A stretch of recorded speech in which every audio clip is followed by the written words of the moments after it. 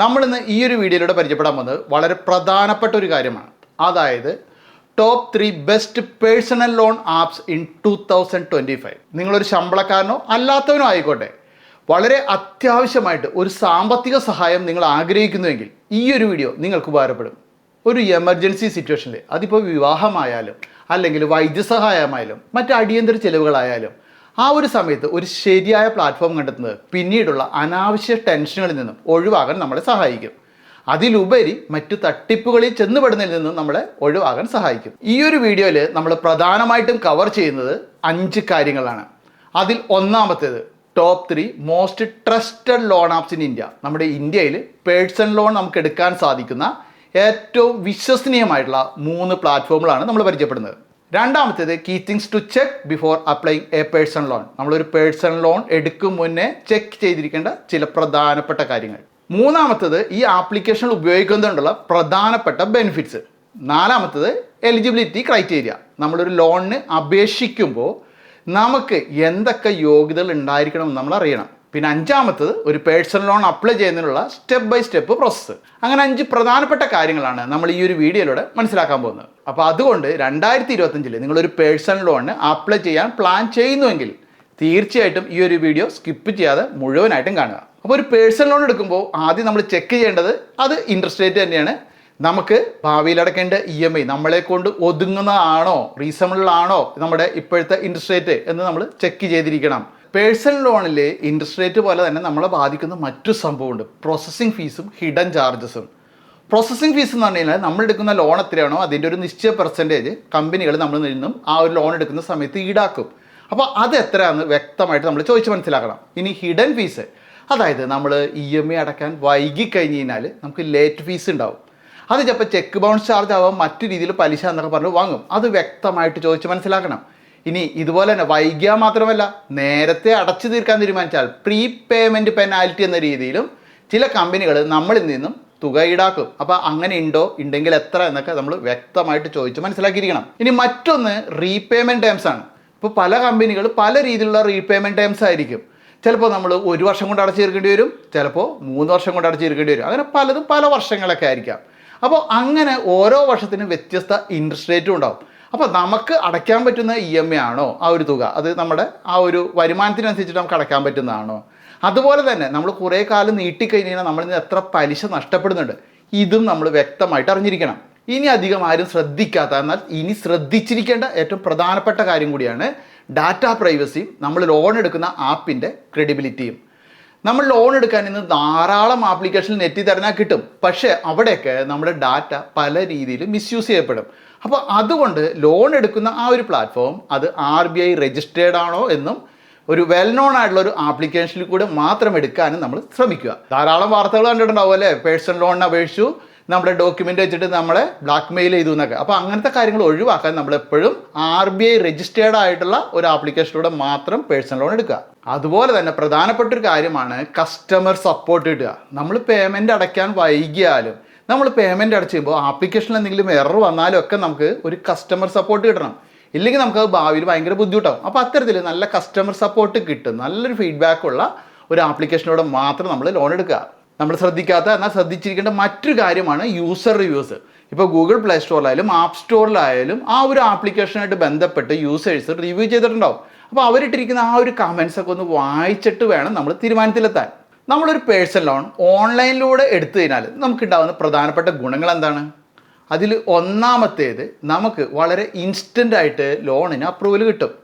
അങ്ങനെ അപ്രൂവൽ കിട്ടുക മാത്രമല്ല, ആ ഒരു തുക, അപ്രൂവൽ കിട്ടിയ തുക വളരെ എളുപ്പത്തിൽ തന്നെ നമ്മുടെ ബാങ്ക് അക്കൗണ്ടിലേക്ക് ക്രെഡിറ്റ് ആവുകയും ചെയ്യും, ചിലപ്പോൾ മിനിറ്റുകൾക്കുള്ളിൽ തന്നെ. അതാണ് ഓൺലൈനിലൂടെ ഒരു പേഴ്സണൽ ലോൺ എടുക്കുന്നതിൻ്റെ പ്രധാന ഗുണം.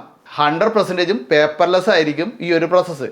എല്ലാം നമ്മുടെ ഫോണിൽ കൂടി തന്നെ ആ ഒരു ഡോക്യുമെൻ്റൊക്കെ സ്കാൻ ചെയ്ത് കൊടുത്താൽ മതി, നമുക്ക് ഇൻസ്റ്റൻ്റായിട്ട് അപ്രൂവൽ കിട്ടും. അപ്പോൾ അത്തരത്തിൽ ഫാസ്റ്റാണ്, ഓഫീസുകൾ നമ്മൾ കയറി ഇറങ്ങണ്ട. പിന്നെ ഡോക്യുമെൻറ്റേഷൻ്റെ കാര്യം നോക്കിയാലും വളരെ ഒരു മിനിമൽ ഡോക്യുമെൻറ്റേഷൻ ആയിരിക്കും. അതായത് പാൻ, ആധാർ കാർഡ്, പിന്നെ നമ്മുടെ എന്തെങ്കിലും ഇൻകം പ്രൂഫ്, ഇത്രയും കൊടുത്താൽ മതിയാവും. ഓൺലൈനിലൂടെ ഒരു പേഴ്സണൽ ലോൺ എടുക്കുമ്പോൾ നമ്മുടെ ലോൺ എമൗണ്ടും അതുപോലെ തന്നെ തിരിച്ചടവും ഇതൊക്കെ തന്നെ വളരെ ഫ്ലെക്സിബിൾ ആയിരിക്കും. നമ്മുടെ ഇഷ്ടാനുസരണം, നമ്മുടെ റിക്വയർമെൻറ്റ് അനുസരിച്ചിട്ട് നമുക്ക് അവിടെ സെലക്ട് ചെയ്യാൻ സാധിക്കും. അതുപോലെ തന്നെ നമ്മുടെ ആ ഒരു ക്രെഡിറ്റ് പ്രൊഫൈൽ അനുസരിച്ചിട്ട് അവിടെ പ്രീ അപ്രൂവ്ഡ് ഓഫേഴ്സ് ഉണ്ടാവും. അപ്പോൾ അതൊക്കെ എളുപ്പത്തിൽ നമുക്ക് സെലക്ട് ചെയ്ത് അപ്ലൈ ചെയ്യാൻ സാധിക്കും.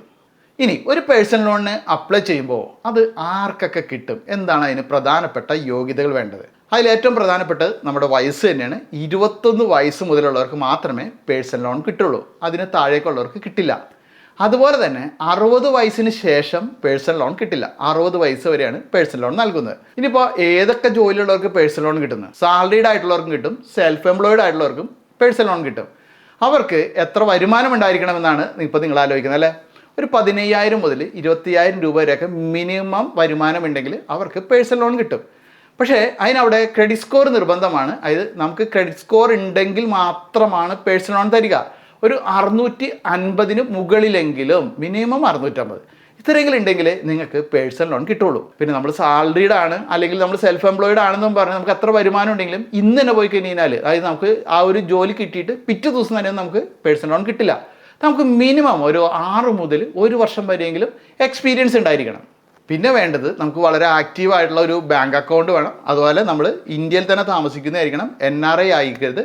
പിന്നെ നമുക്ക് പാൻ കാർഡ് നിർബന്ധമാണ്, ആധാർ നിർബന്ധമാണ്, എന്തെങ്കിലും നമ്മൾ ഇൻകം പ്രൂഫും കൊടുക്കേണ്ടി വരും. ഇത്രയുമാണ് ആവശ്യം. ഇപ്പോൾ നമ്മളൊരു പേഴ്സണൽ ലോൺ എടുക്കുമ്പോൾ നമ്മൾ അറിഞ്ഞിരിക്കേണ്ടതും ശ്രദ്ധിച്ചിരിക്കേണ്ടതുമായുള്ള കുറേ കാര്യങ്ങൾ മനസ്സിലാക്കി. ഇനി എന്തെങ്കിലും വിട്ടുപോയിട്ടുണ്ടെങ്കിൽ നിങ്ങൾ അതൊന്ന് കമൻറ്റ് ഇടണോട്ടെ, ചിലപ്പോൾ നിങ്ങൾക്കും എന്നേക്കാൾ കൂടുതൽ അറിവുണ്ടായേക്കാം. ഇനി നമുക്ക് മെയിൻ സബ്ജക്റ്റിലേക്ക് വരാം. അതായത് top 3 best personal loan apps in 2025.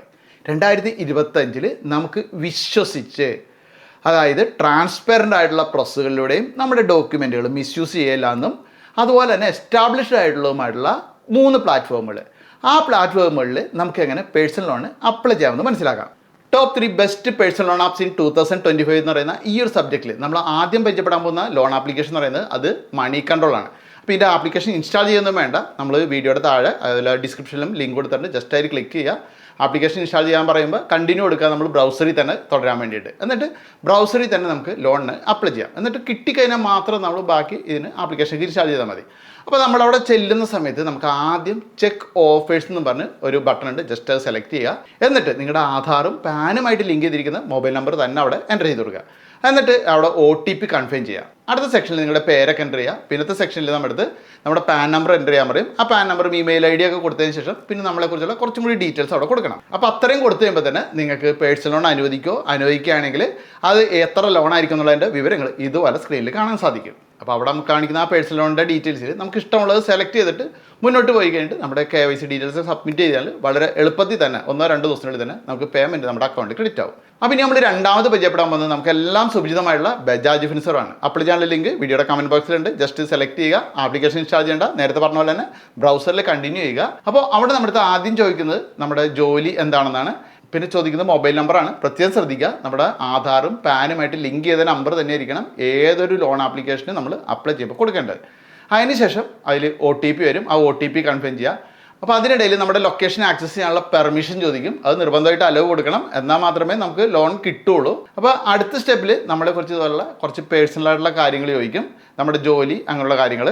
അപ്പോൾ ജോലിയും ശമ്പളമൊക്കെ കൊടുത്തു കഴിഞ്ഞാൽ വളരെ സിമ്പിളായിട്ട് 1 മിനിറ്റിനുള്ളിൽ തന്നെ നമുക്ക് ലോൺ കിട്ടുമെങ്കിൽ അവിടെ കൃത്യമായിട്ട് ഇതുപോലെ കാണിച്ചു തരും. പിന്നെ അതിനുശേഷം നമ്മുടെ KYC അങ്ങനെയുള്ള പ്രോസസ്സ് കംപ്ലീറ്റ് ചെയ്താൽ മതി. അപ്പോൾ ടോപ്പ് 3 ബെസ്റ്റ് പേഴ്സണൽ ലോൺ ആപ്സിൽ നമ്മൾ മൂന്നാമത് പരിചയപ്പെടുന്നത് അത് ആദിത്യ ബിർളയാണ്.